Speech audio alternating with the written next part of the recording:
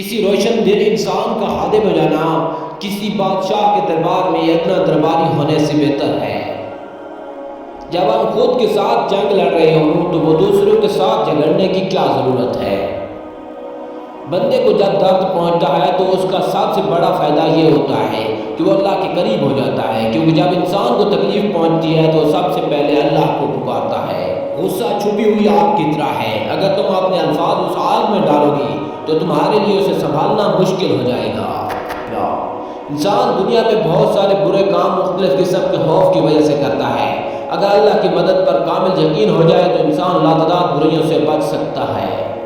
تمہاری اصل ہستی تمہاری سوچ ہے، باقی تو صرف ہڈیاں اور خالی گوشت ہے۔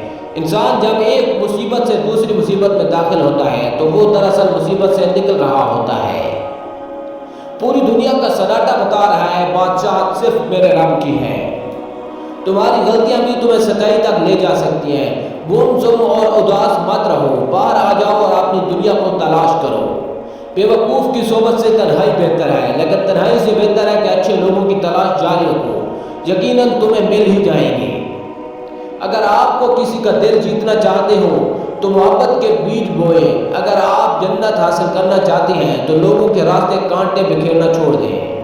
جب اللہ تعالیٰ کسی کی رسوائی چاہتا ہے تو اسے نیک لوگوں پر لعن طعن کرنے کی طرف مائل کر دیتا ہے۔ روٹی کا ایک ٹکڑا کیسا لگتا ہے یہ اس پر منحصر ہے کہ آپ کو بھوک لگی ہے یا نہیں۔ دل نے کہنا ہے، اگر وہ بدی سے پاک ہے تو اس میں خدا بھی نظر آ سکتا ہے۔ اگر تمہیں زندگی میں سب دروازے بند نظر آئیں تو وہ تمہیں ایک ایسا پوشیدہ راستہ دکھائے گا جس کے بارے میں کوئی بھی نہیں جانتا ہوگا۔ عدل کیا ہے؟ درختوں کو پانی دینا۔ ظلم کیا ہے؟ کانٹوں کی پرورش کرنا۔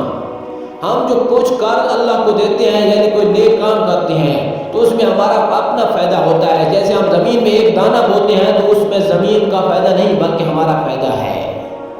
دل کا بار بار ٹوٹنا اس بات کی نشانی ہے کہ اللہ تعالیٰ تمہیں اپنی طرف مائل کرنا چاہتا ہے۔ اس پیغام کو محسوس کرو اور اللہ کی جانب رخ